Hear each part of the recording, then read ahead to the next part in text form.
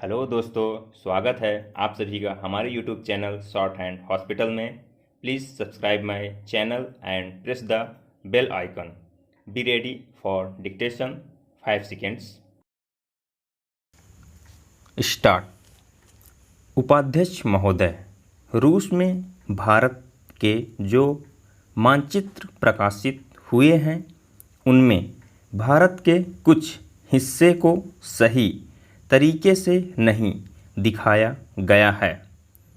इसको सरकार भी मानती है और इस विषय पर कोई मतभेद नहीं है।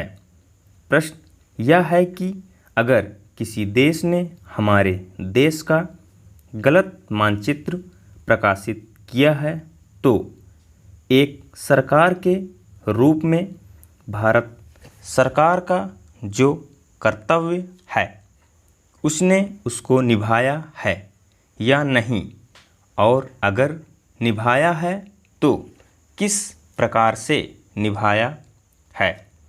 जब भारत सरकार का ध्यान इसमें प्रकाशित उस मानचित्र की ओर दिलाया गया जिसमें सरकार हमारे देश के कुछ भाग को गलत ढंग से दिखाया गया था, तो उसने 1956 में ही, जबकि न तो भारत और चीन की सीमा का प्रश्न पैदा हुआ था, इस बारे में रूस ने विरोध किया।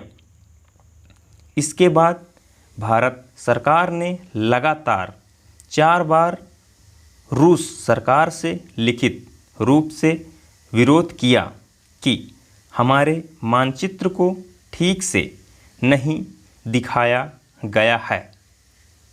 जिस मानचित्र को लेकर यह चर्चा हो रही है, जब उसकी ओर भारत का ध्यान गया तो उसने जून, जुलाई और अगस्त में लगातार 3 बार अपने राजदूत के माध्यम से और रूस के जो अधिकारी हमारे देश में आए उनसे बातचीत करके रूस का ध्यान इस ओर आकर्षित किया कि उसने इस देश का मानचित्र ठीक नहीं दिखाया है।